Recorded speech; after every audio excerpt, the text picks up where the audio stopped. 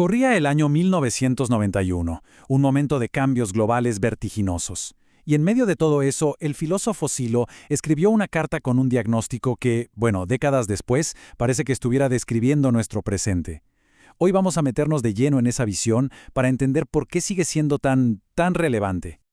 El corazón de su carta es esta idea, una cierta desorientación que parece asfixiar a los individuos y a los pueblos. Pensemos un segundo en esa frase. Es una sensación que, a pesar de haber sido descrita hace más de 30 años, quizás nos resulte bastante familiar en el mundo de hoy, ¿no? Bien, para entender bien la carta, tenemos que viajar en el tiempo. Silo la escribió justo cuando terminaba la Guerra Fría. Era una época de cambios económicos, ideológicos y sociales enormes.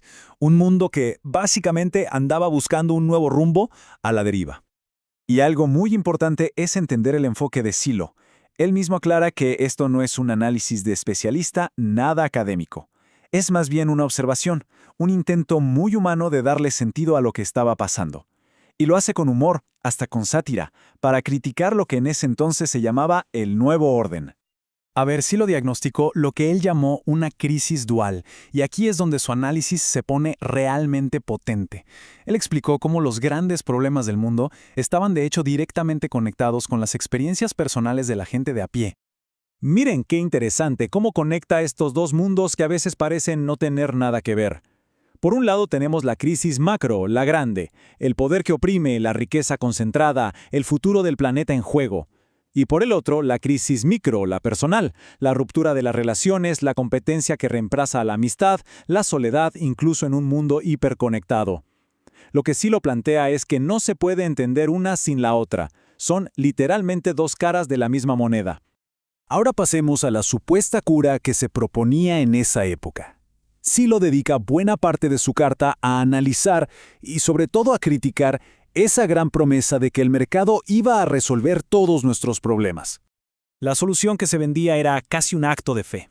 Se creía que unas supuestas leyes de mercado iban a funcionar solitas, como una mano invisible que ordenaría todo el progreso social. La promesa era simple: dejen que el mercado actúe, y problemas como la pobreza o la violencia, bueno, simplemente van a desaparecer. Pero Silo, de una forma muy metódica, desmontó esta promesa.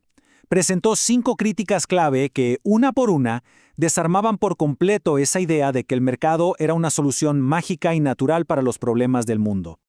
El primer punto es crucial. Silo argumentó que las leyes económicas no son como la ley de la gravedad. Para nada.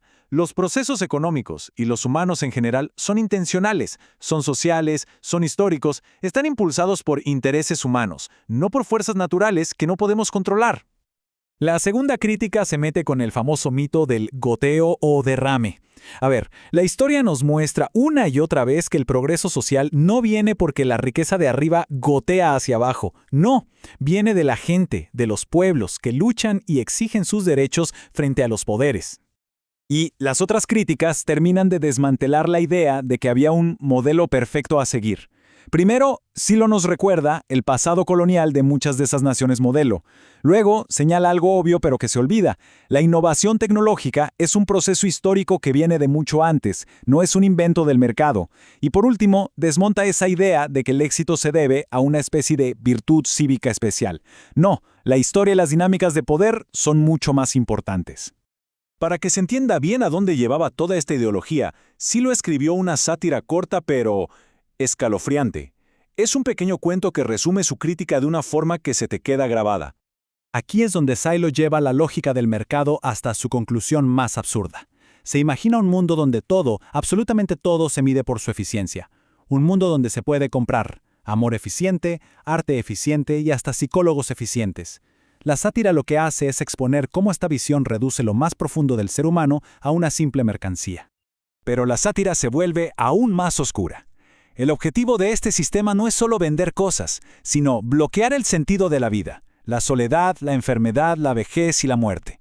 ¿Y por qué? Porque esas preguntas profundas, esas crisis existenciales interfieren con el rendimiento y la eficiencia de la sociedad. Es una crítica brutal a un mundo que valora más la productividad que la humanidad. Y el remate de la sátira es, bueno, inquietantemente profético. Un mundo donde la compañía pasa a ser la gran familia, reemplazando todo lo demás, y donde la realización personal se encuentra únicamente trabajando para esa compañía. Es la imagen de un ser humano reducido a ser un simple engranaje en una máquina económica. Ok, después de tanta crítica, pasemos a la parte de la solución. Porque Silo no se queda ahí, sino que presenta una alternativa, una salida esperanzadora, que se centra en un cambio interno, un cambio profundamente humano. Él habla de que están haciendo una nueva sensibilidad, una forma de ver que capta el mundo como un todo global, sí, pero que al mismo tiempo valora la acción con sentido, la acción humilde en nuestro entorno inmediato, con la gente que tenemos cerca. En otras palabras, el cambio empieza en lo pequeño.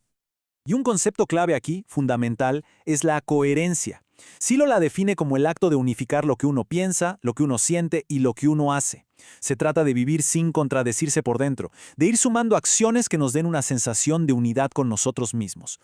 Y para llevar esto a la práctica, Silo propuso 4 principios de acción. Primero, la proporción, o sea, ordenar las prioridades de la vida y mantener el equilibrio. Segundo, la adaptación, que no es conformarse sino actuar para crecer, para evolucionar. Tercero, la oportunidad, tener esa sabiduría para saber cuándo avanzar y cuándo es mejor esperar un poco. Y por último, la coherencia, la que ya vimos, alinear pensamiento, sentimiento y acción. Pero la base, el cimiento de toda esta nueva actitud moral es un principio súper simple, atemporal, que lo une todo. La famosa regla de oro. Tratar a los demás como a uno le gustaría que lo traten. Ese es el verdadero fundamento del cambio. Y Silo cierra su carta con una pregunta que, la verdad, resuena hasta hoy. Sabemos que la crítica es siempre necesaria, pero cuanto más necesario es hacer algo diferente a lo que criticamos. Es una invitación final a no quedarnos solo en el análisis, sino a movernos, a construir activamente una alternativa.